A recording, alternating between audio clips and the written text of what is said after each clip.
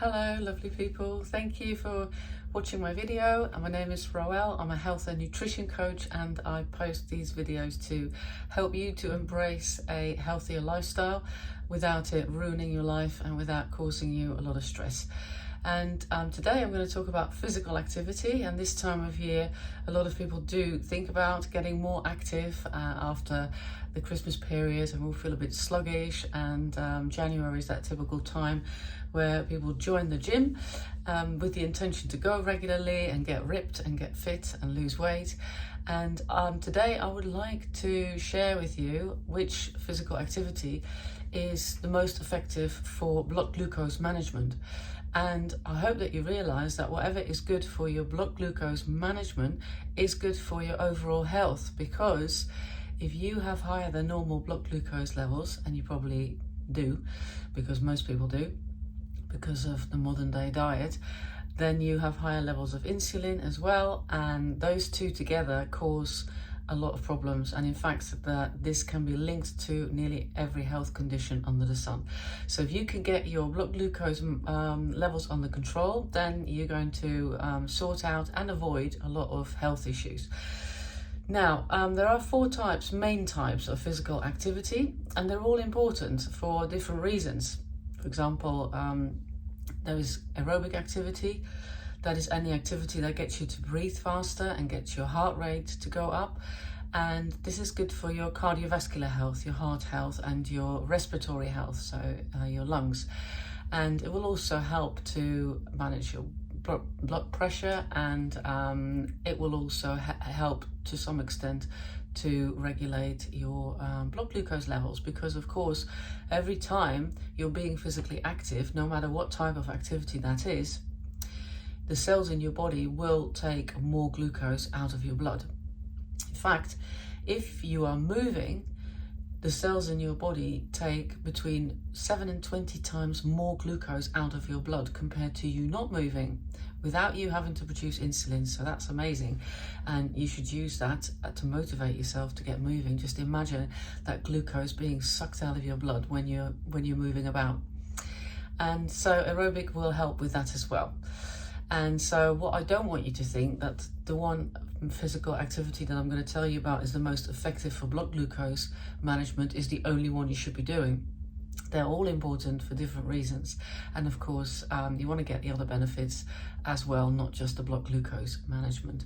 So aerobic is where you breathe fast. It doesn't matter what you do. You could be jogging, walking the dog, playing, housework, gardening, dancing in your bedroom. Whatever you're doing that gets your heart rate up and gets you to breathe fast is aerobic activity. So if you hate the gym or exercise and you don't want to change into Lycra, you don't have to. Just do something that gets you to breathe faster, that you enjoy doing. That's important, because why force yourself to do stuff that you don't like? You know that you're not going to keep on doing it, so you're never going to create that consistency, and that means that you're never really going to get the long-term results. So make sure that you check whether you like it or not, or at least don't hate it. And don't join the gym if you already know you're not a gym bunny, because what's the point? You're just gonna maybe go the first 2 months and then it's just gonna tail off because you're not interested. And you probably know by now whether you're into that or not, and you don't have to. The second main type of physical activity is strength training. And this is where you're using your muscles to work against a resistance, whether that resistance comes from gravity, your body weight, or dumbbells or barbells or any other weights. Doesn't matter where it comes from. You are moving your muscles, you are doing strength training. And so this could be in the gym when you use machines or dumbbells or barbells or elastics or kettlebells, but it could also be you just doing housework again, or gardening, and you're pushing something or you're pulling something. That can also be strengthening activity. It could also be carrying shopping bags. It could be walking up the hill or walking up the stairs, because you're walking against a resistance. The gravity is pulling you down. Your muscles have to work against that resistance.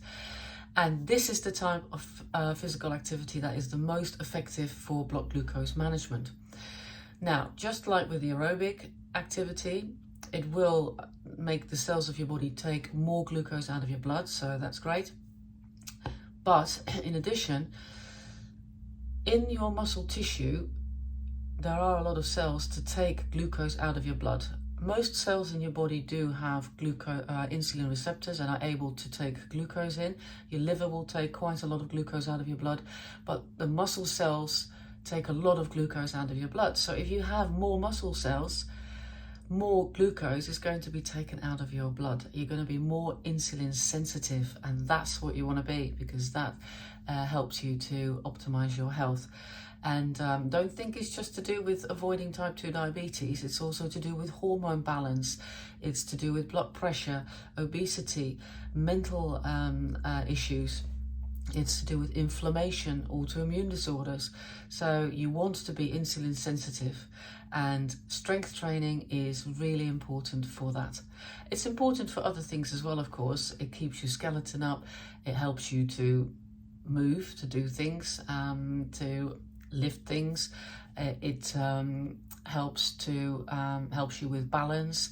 So it is important in many ways, but it's the most effective way of moving for increasing your blood glucose management, so to keep the blood glucose levels down.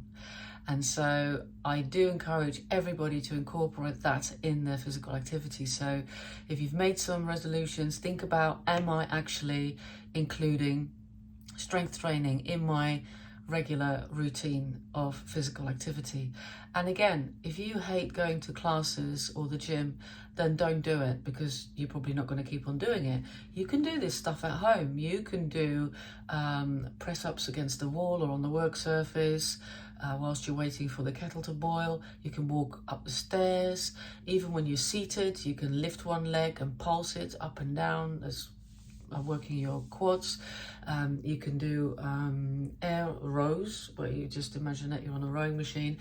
You can do stick-ups, where you're working your shoulders, and all these things you can do whilst you're watching Dancing on Ice or whatever you're into. Personally, I'm not into Dancing on Ice. I don't know why I came up with that one. And these things are very easily sneaked into your day. You could do this stuff anywhere.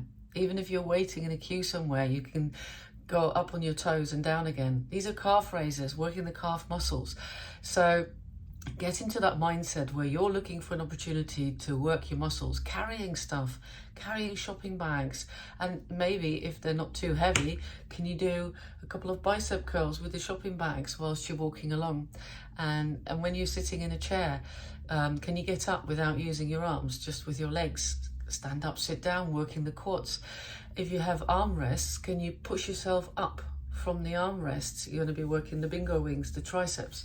So these things can be easily done in your daily life. And even if you do go to the gym, I suggest you still do that as well, because you have much more scope to do these things in your daily life than when you're in the gym. Because let's be honest, how long are you going to be in the gym for each day? Even if you're probably not even going each day.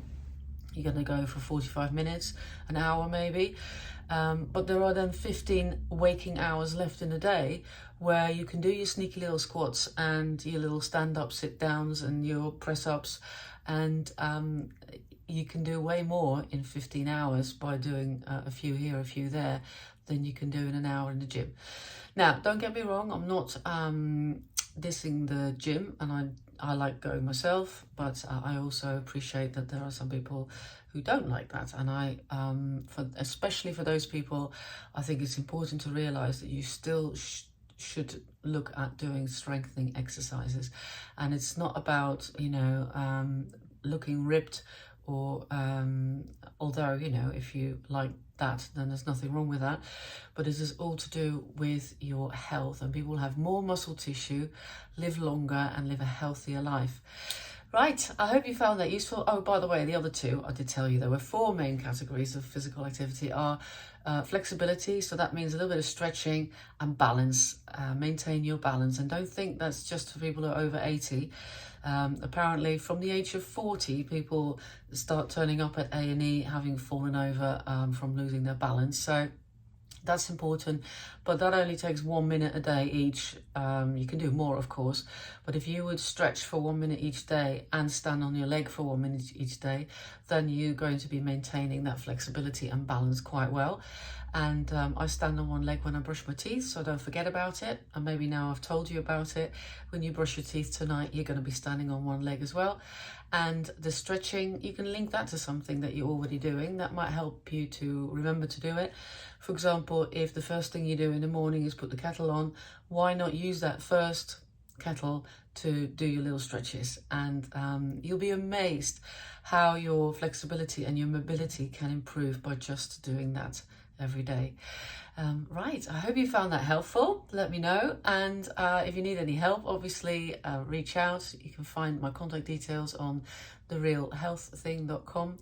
And if you're interested in adopting a healthy lifestyle, then I have a cheeky little 21-day online program on offer at the moment until the end of March. That's going for a ridiculous price of £47, where you get daily tasks, information, recipe ideas, and includes physical activity as well.